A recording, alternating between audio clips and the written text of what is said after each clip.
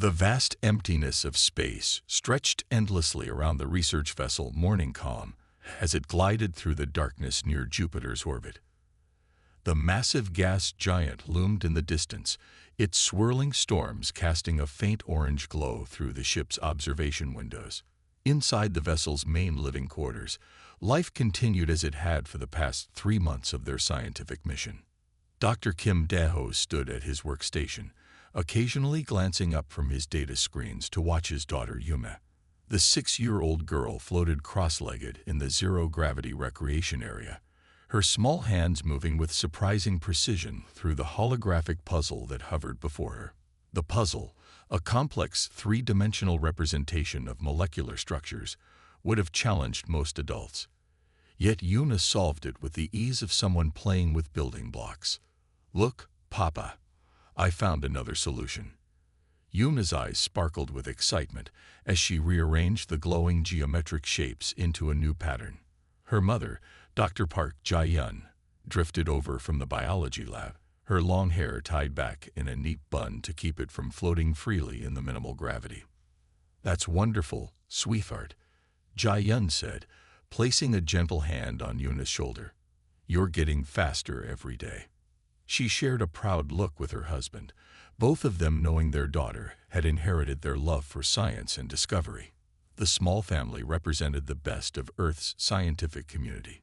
Dae-ho was a leading expert in Jovian atmospheric phenomena, while Jae-yun specialized in extreme environment microbiology. Their mission to study Jupiter's unique atmospheric conditions had been proceeding perfectly, with Yuna turning their serious research vessel into a warm home with her laughter and endless questions about everything she saw. The ship's eye broke the peaceful moment with an unexpected alert. "Unknown vessel detected. Approaching from Sector 7. The calm electronic voice carried no emotion, but it made all 3 humans turn toward the main viewport. At first, they saw nothing but stars. Then, like a mirage taking form, a ship materialized from the darkness. Its hull was unlike anything they had ever seen. Crystalline structures that seemed to grow from a central core, refracting the distant sunlight in beautiful but alien patterns. The vessel was massive, at least 10 times the size of their research ship. Opening communications, Dae-ho announced, moving quickly to the command console. His fingers flew over the holographic controls as he sent out standard greeting protocols in all known frequencies. "This is Earth Research Vessel Morning Calm. We come in peace and welcome peaceful contact." No response came through their communication system. Instead, they watched as sections of the crystalline hull began to shift and change, revealing what could only be weapon ports. Jae-yun's eyes widened in horror as she realized what was about to happen. "Yume, come here," she called out, already moving toward her daughter. Time seemed to slow as Dae-ho hit the emergency shields button, knowing in his heart it would be too late.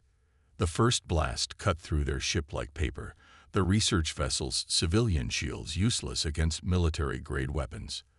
The hull breach alarms screamed as atmosphere began venting into space. Yuna's puzzle disappeared as the power fluctuated, leaving the child reaching desperately for her mother through the chaos.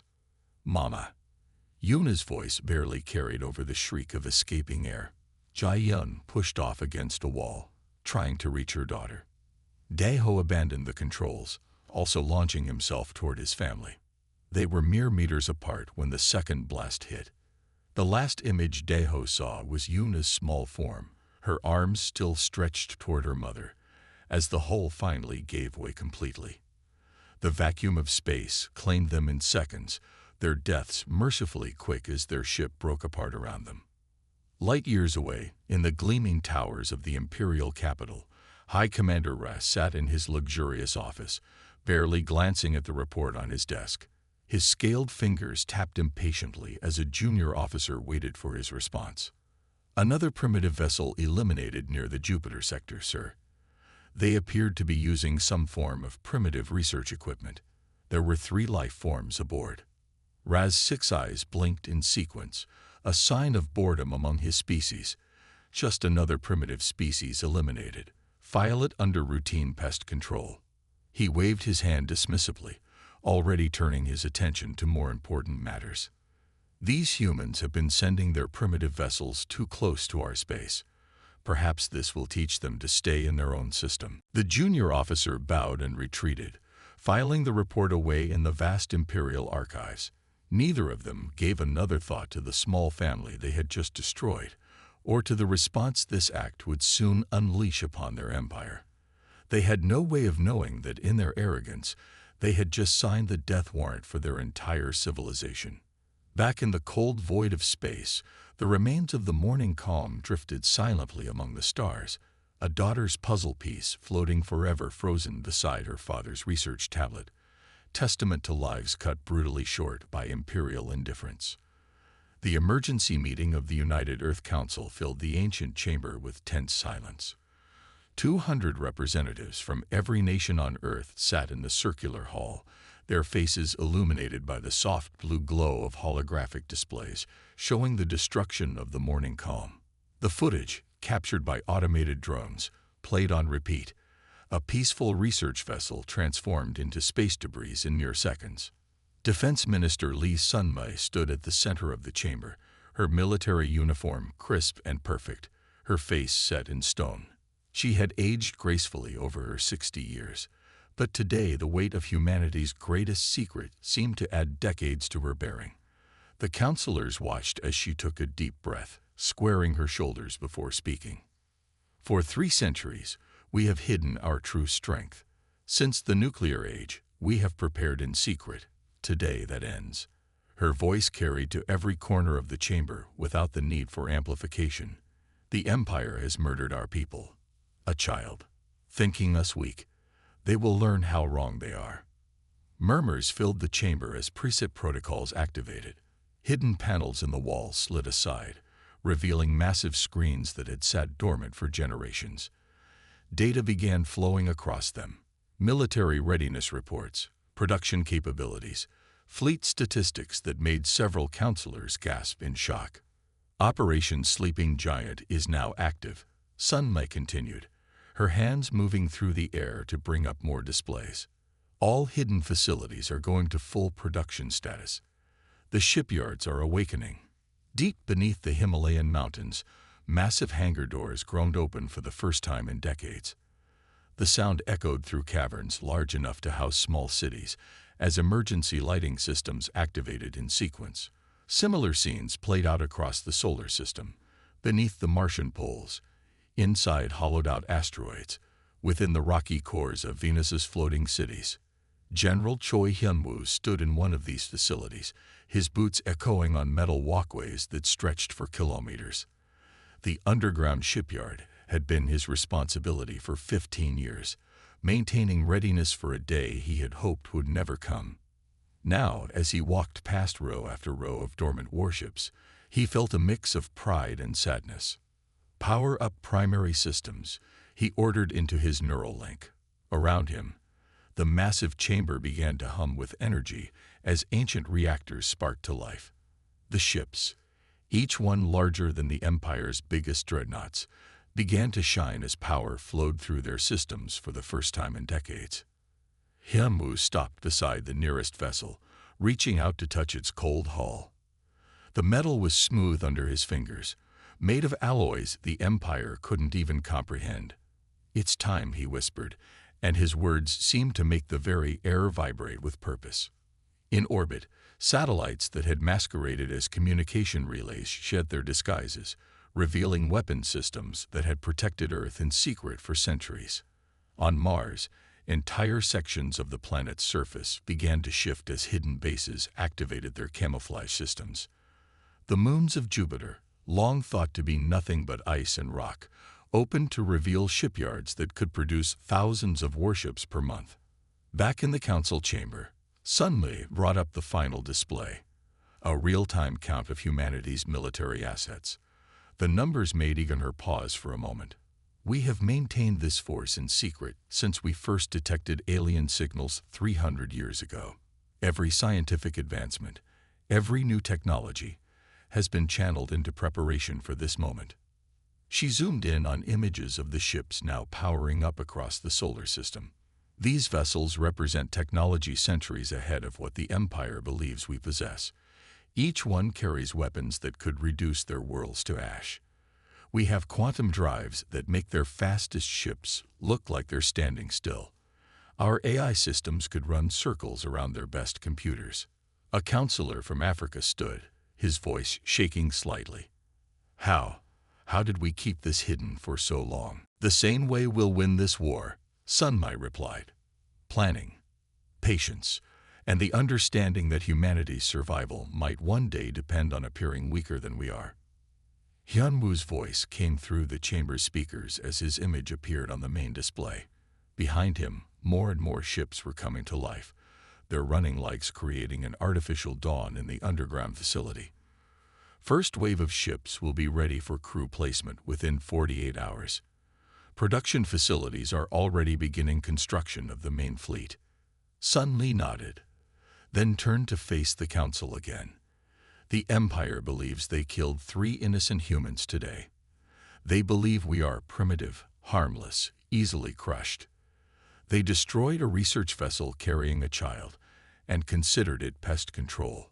Her voice hardened. They will learn that humanity is neither primitive nor harmless, and they will learn it in a way that ensures no species ever makes this mistake again. The council chamber erupted in unified approval. Centuries of preparation were finally bearing fruit. Humanity was going to war, not as the primitive species the Empire believed them to be, but as the technological giant they had become in secret. And their vengeance would reshape the galaxy. The quantum fabricators hummed with energy as they shaped raw materials into warship components at speeds that would have seemed impossible to humanity's ancestors. Chief Engineer Som Minji stood at the central control platform of Neptune's orbital facilities, her eyes reflecting the blue glow of countless production lines stretching into the distance. The facility had been hidden within Neptune's atmosphere for generations, protected by gravity shields and stealth systems that made it invisible to even the Empire's most advanced sensors. Now, as Minji watched her life's work spring into action, she felt a deep sense of purpose. Her family had guarded this secret for 4 generations, each passing down the knowledge needed to maintain these advanced systems. Initiating primary production sequence, she announced into her neural link. Around her, the massive factory complex roared to life. Automated systems began harvesting helium-3 directly from Neptune's atmosphere, feeding it into the massive fusion reactors that powered the facility. Raw materials, stockpiled for centuries in hidden asteroid bases, flowed through quantum transportation networks into the waiting fabricators. Production efficiency at 300% above projected rates. Colonel Kang Do-yoon's voice came through the command channel from Mars. His image appeared on a floating display beside Minji, showing the red planet's surface where similar facilities were emerging from their long hiding places. The asteroid belt processing is ahead of schedule. First wave of Dreadnoughts will be ready in 90 days. Minji nodded, her fingers dancing through holographic controls as she fine-tuned the production algorithms. Neptune facility is matching those numbers. The quantum forges are performing beyond our highest expectations. She paused, watching as a massive hull plate took shape in one of the primary fabrication chambers. The Empire won't know what hit them. Throughout the solar system, similar scenes played out as humanity's hidden industrial might revealed itself. The rings of Saturn transformed as camouflaged factories activated, their enormous frames emerging from within the ice and rock that had concealed them. Venus's acid clouds parted to reveal shipyards that could construct vessels larger than cities. In the asteroid belt, swarms of automated mining drones awakened from their slumber. These machines, each one more advanced than anything the Empire possessed, began breaking down entire asteroids into raw materials. They worked with precise efficiency, their quantum drills and matter converters reducing mountain-sized rocks to usable resources in hours instead of months. Processing Station Alpha reports quantum storage at maximum capacity, reported an AI assistant. Beginning transfer to production facilities. Through specially created wormholes, the refined materials flowed to factories across the solar system, feeding the ever-hungry production lines. Minji moved to a different section of her control center, where she could observe the actual construction process. The sight never failed to amaze her, even after years of training. Quantum fabricators worked at the atomic level, assembling materials with perfect precision. Hull plating that could shrug off the Empire's strongest weapons took shape layer by layer, each atom placed exactly where it needed to be. Reactor Core Assembly Line 7 is now operational, another report came in. Minji watched as the massive spheres of contained plasma were constructed, each one capable of powering a city for a century. These would serve as the hearts of humanity's new warships, providing them with energy that the Empire scientists had only dreamed of harnessing. All facilities reporting green status. Du Yum's voice came through again. We're receiving the first wave of crew assignments now. Training simulations are being uploaded to the neural networks. Minji pulled up the crew data on her displays. Thousands of names scrolled past, men and women who had trained in secret for years, preparing for this moment. Many were descendants of the original engineers and scientists who had built these facilities centuries ago, carrying on the family tradition of preparing for humanity's greatest challenge. Begin final assembly sequences, she ordered. The fabrication chambers shifted, massive robotic arms moving completed components into position. In the main construction bay, the first dreadnought began to take shape. Its frame alone was larger than anything the Empire had ever built, its weapons more powerful than their entire fleets combined. Time to completion for first vessel, Du Yun asked. Minji checked the calculations. 72 hours for the prototype. Once we confirm all systems are functioning correctly, we can begin mass production. The automated lines can complete one dreadnought every 6 hours after that. She paused, watching as another hull plate was lifted into position by gravity manipulators. The Empire thought they were swatting an insect, she said quietly. Instead, they've woken a giant that's been preparing for war since before they knew we existed. The production lines continued their relentless work, each passing hour bringing humanity closer to unleashing its full might upon an unsuspecting galaxy. The death of one child had activated an industrial machine 3 centuries in the making, and its output would reshape the balance of power among the stars. Captain Kim Ha-won's footsteps echoed through the pristine bridge of the Vengeance as he completed his final inspection. The massive command center stretched before him, its advanced systems glowing with barely contained power. Through the bridge's panoramic viewport, he could see other ships taking shape in the massive construction yards around Jupiter. The Vengeance was the first of her kind, a dreadnought-class vessel that stretched 20 kilometers from bow to stern. Her quantum-forged hull gleamed darkly in the starlight, covered in weapon systems that could reduce planets to rubble. Just one of her main guns could punch through an Imperial capital ship like paper. All systems report ready, Captain, announced his executive officer, Commander Li Jia. She stood at the primary control station, her fingers moving through holographic displays as she monitored the ship's awakening systems. Quantum drive is operating at peak efficiency.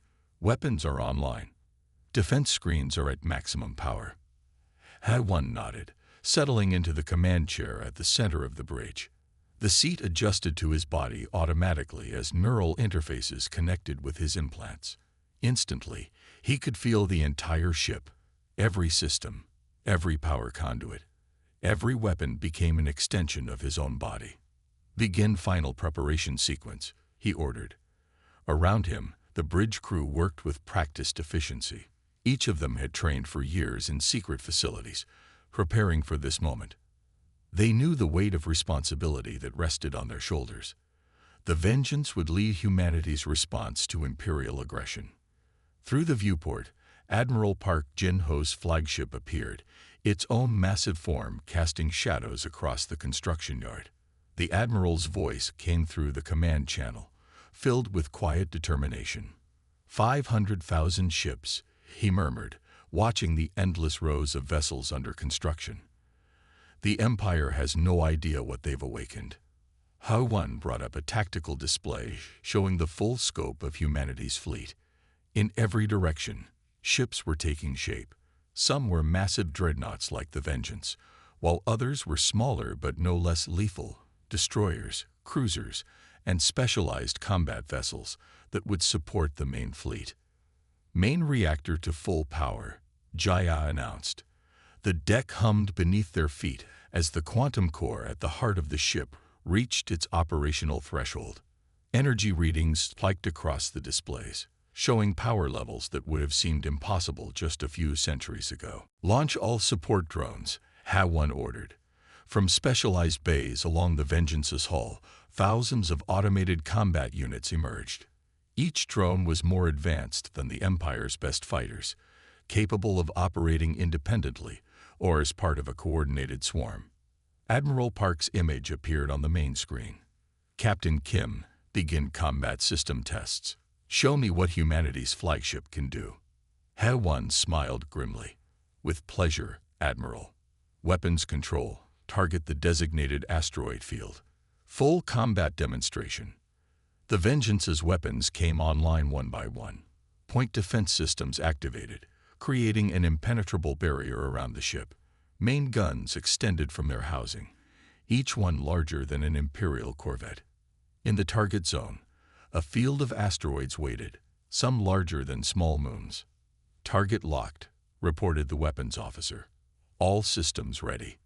Fire. The demonstration lasted less than a minute. When it was over, the asteroid field had ceased to exist. Where mountain-sized rocks had floated moments before, nothing remained but atomic particles. The Vengeance's weapons had reduced them to their component atoms with surgical precision. Impressive. Admiral Park nodded. And this is just one ship. Imagine what 500,000 will do. Around them, construction continued at an impossible pace.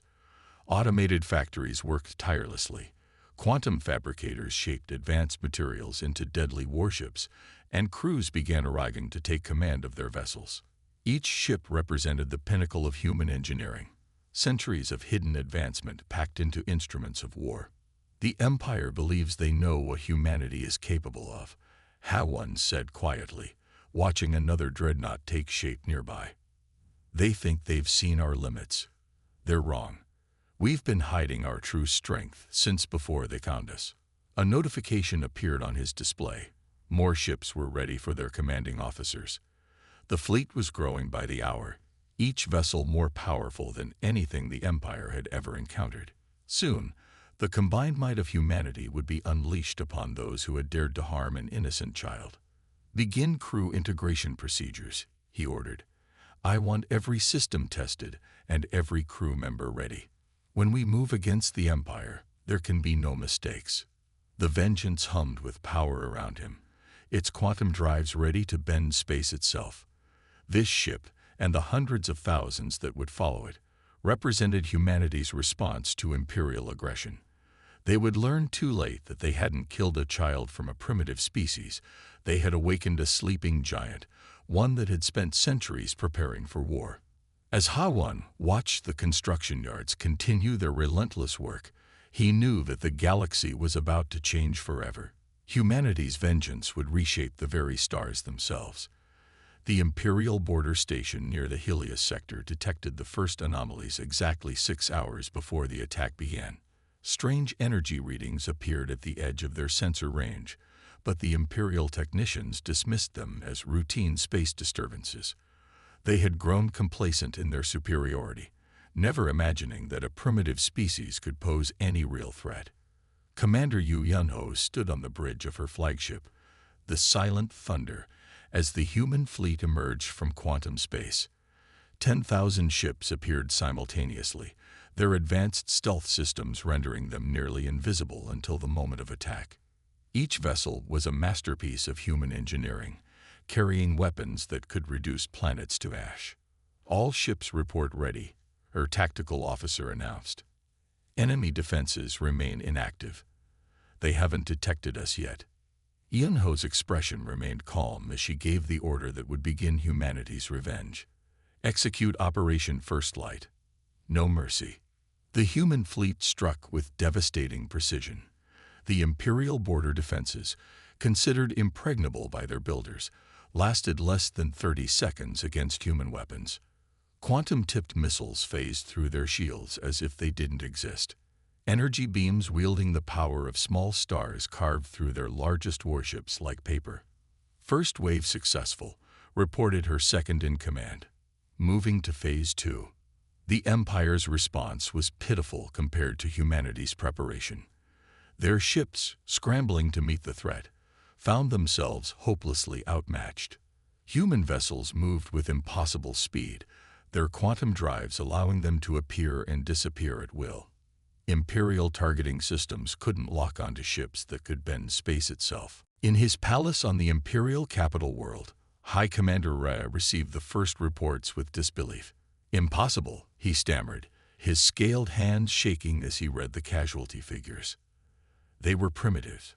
How did they hide this? More reports flooded in. 3 border worlds had fallen in the first hour, 5 more in the second. The human fleet moved like a perfectly coordinated dance of destruction, each ship knowing its role in the greater strategy. Commander Yu's tactics were flawless, overwhelming the Empire's defenses before they could even raise shields. "Sector 7 has fallen," an aide reported, his voice trembling. "The humans, they're not just defeating our forces, they're obliterating them." Ra watched in horror as the tactical displays showed more human fleets emerging across Imperial space.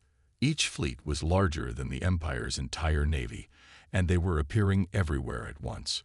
Worlds that had been under Imperial control for millennia fell in minutes. Back on the Silent Thunder, Yunho reviewed the battle data with cold efficiency. "Show me the status of Target Alpha," she ordered. The main screen displayed an Imperial fortress world, its defenses considered the strongest in that sector of space. "Target locked," her weapons officer responded. "Quantum cascade ready." Yunho nodded. "Fire." The weapon that struck the fortress world was beyond anything the Empire had imagined possible. It didn't just destroy the planetary defenses. It reached into the quantum structure of matter itself, causing the entire installation to simply cease existing. In the space of a heartbeat, the Empire's strongest fortress became a memory. "How many?" Ray demanded, watching another sector fall to the human advance. "How many ships do these primitives have?" His intelligence chief swallowed hard before answering. "Current estimates suggest over 500,000 capital ships, High Commander, each one more advanced than our best vessels." The numbers were incomprehensible. The Empire, at the height of its power, had never fielded more than 10,000 ships. And now this supposedly primitive species was deploying a fleet 50 times that size, using technology that made Imperial weapons look like children's toys. On the bridge of the Silent Thunder, Yunho received confirmation of another successful strike. "Phase 3 is ready," her tactical officer reported. "The Empire's main fleet is attempting to regroup at their core worlds." "Exactly as expected," Yunho said softly. "They still think they can fight us conventionally. They haven't realized yet that we've been preparing for this war since before they knew we existed." The human fleet continued its advance, unstoppable and precise. Imperial worlds that had never known defeat fell one after another. Some surrendered immediately upon seeing the human ships appear. Others fought to the last, their resistance lasting mere minutes against humanity's overwhelming technological superiority. In his increasingly isolated palace, Ray watched his empire crumble. "Send everything we have," he ordered desperately. "Every ship, every weapon. They must be stopped." But the Empire's response came too late.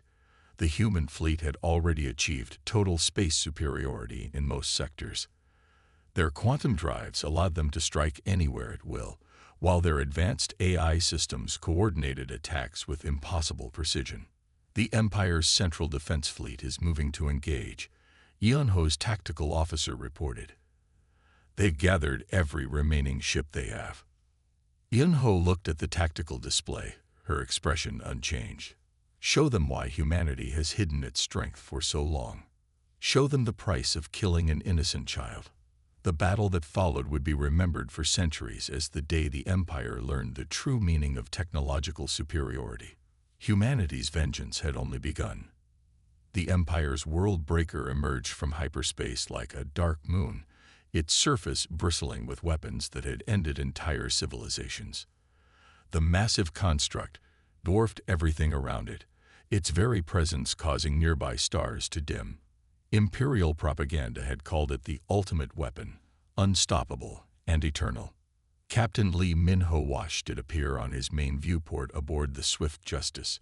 His ship, part of humanity's special operations fleet, had been waiting for this moment.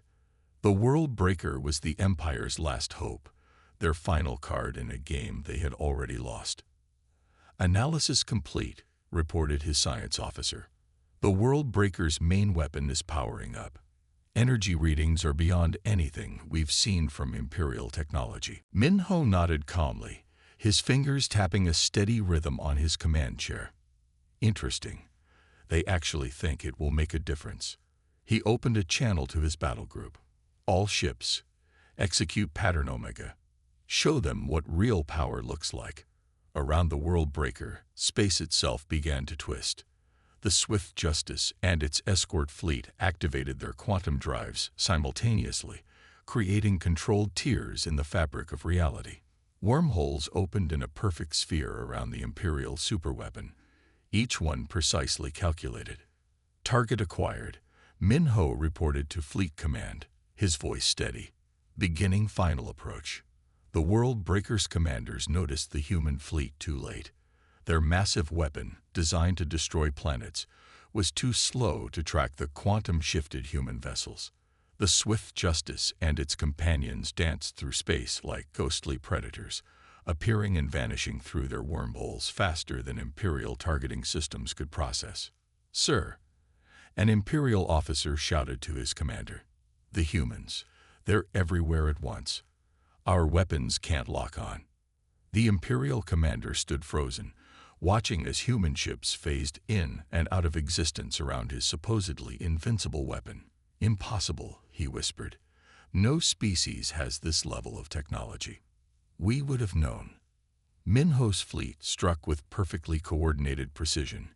Each ship fired through its own wormhole, their quantum-tipped weapons bypassing the World Breaker's legendary shields as if they didn't exist. The massive construct's outer layer began to crack under impacts that shouldn't have been possible. "Hull breach detected in sections 7 through 12, reported the Swift Justice's tactical officer. "Their primary reactor is destabilizing." Min-ho leaned forward slightly. "Focus fire on their main weapon housing. Let's show them what happens when you threaten humanity." The World Breaker tried to fight back, its enormous weapons charging with enough power to shatter moons. But each time it prepared to fire, the human fleet would shift through their wormholes, attacking from new angles, never staying still long enough to be targeted. Inside the Imperial superweapon, chaos reigned. "We can't hit them," screamed a weapons officer. "Their technology, it's beyond anything we've ever seen." The battle turned into a demonstration of humanity's technological superiority. The Swift Justice led its fleet through maneuvers that the Empire had thought impossible, using principles of physics that Imperial scientists hadn't even discovered yet. "Final strike pattern authorized," Min-ho announced. "All ships, prepare quantum cascade devices." The weapons that deployed next were the culmination of centuries of hidden human advancement. They didn't just damage the World Breaker. They reached into the quantum structure of its matter, unraveling the bonds that held it together at the subatomic level. The Empire's greatest weapon, their last hope against humanity's vengeance, began to break apart. Not with a massive explosion, but with an almost gentle dissolution, as if it were being erased from reality itself. "World Breaker neutralized," reported Min-ho's tactical officer. "No escape pods detected. Complete destruction achieved." The battle had lasted less than 15 minutes.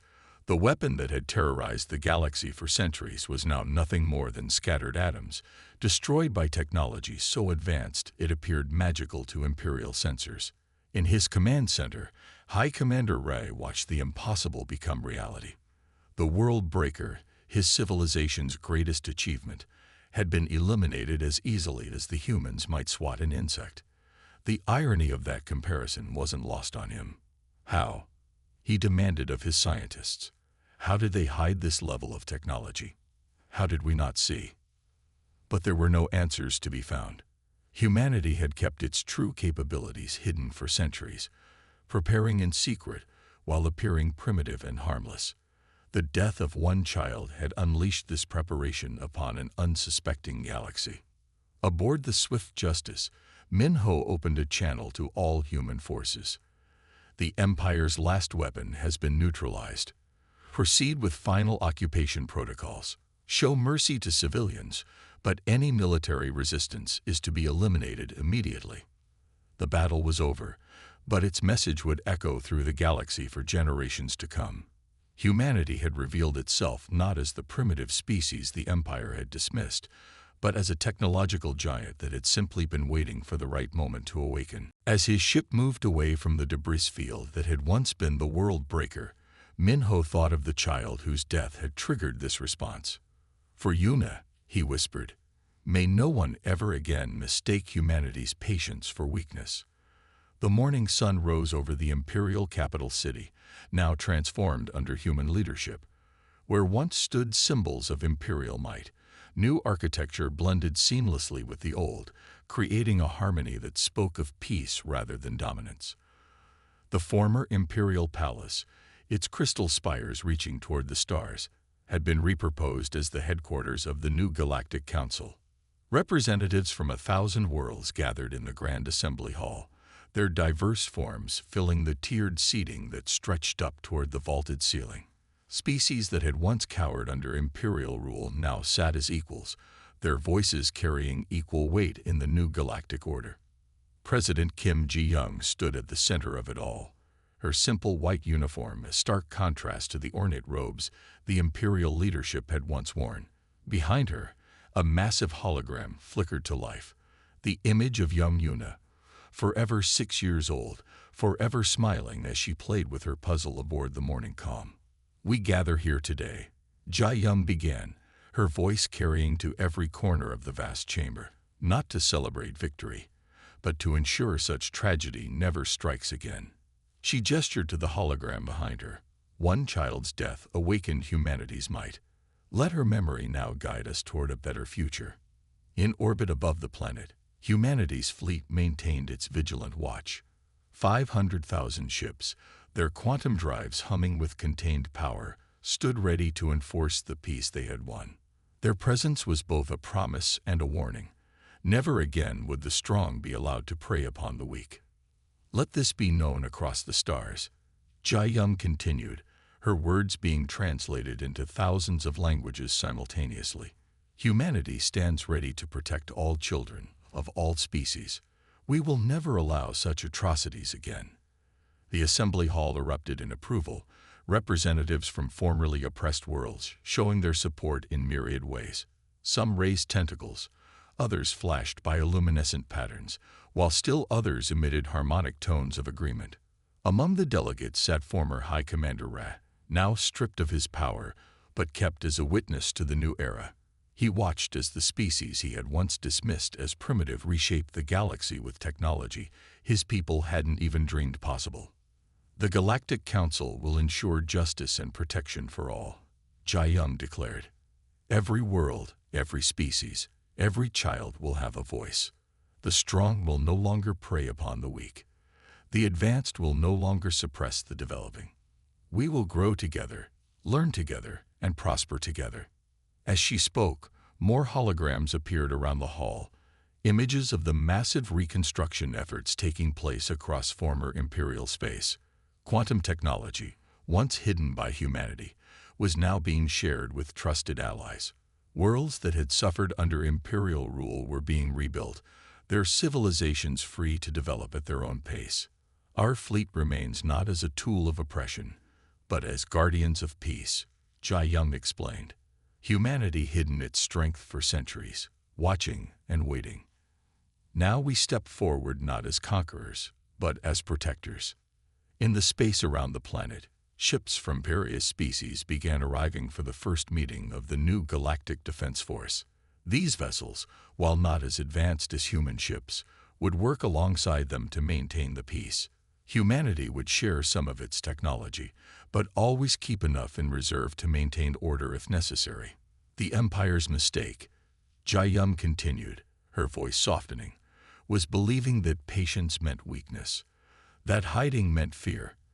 They never understood that humanity's greatest strength was not our weapons or our ships, but our ability to wait for the right moment to act. The hologram of Yuna smiled down at the assembly, her innocent face a reminder of why all this had happened. Her death had triggered humanity's emergence as a galactic power, but her memory would guide them toward a better future. From this day forward, Jai Young declared, let the galaxy know that every child, every innocent, every developing civilization stands under humanity's protection. We will not tolerate aggression.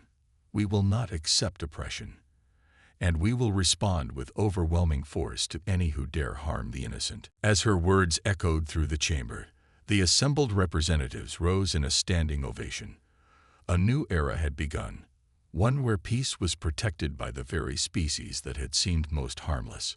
Humanity had revealed its true nature not through conquest, but through justice. In orbit, Captain Kim Hao-won stood on the bridge of the Vengeance, watching the proceedings through the ship's quantum sensors. For Yuna, he whispered, echoing the words that had become a motto across the human fleet. For all the children who will never know fear because of her sacrifice. The galaxy had learned a valuable lesson. Appearance could be deceiving, patience could mask incredible power, and humanity's vengeance, when roused, could reshape the very stars themselves. President Jai-young's final words rang out across the stars. Let this be the dawn of a new age. An age of justice, of protection, and of peace. An age where no child of any species will ever again suffer at the hands of the powerful. This is humanity's promise to the galaxy. And in orbit above, the vast human fleet stood guard. An eternal reminder that this promise would be kept, no matter the cost.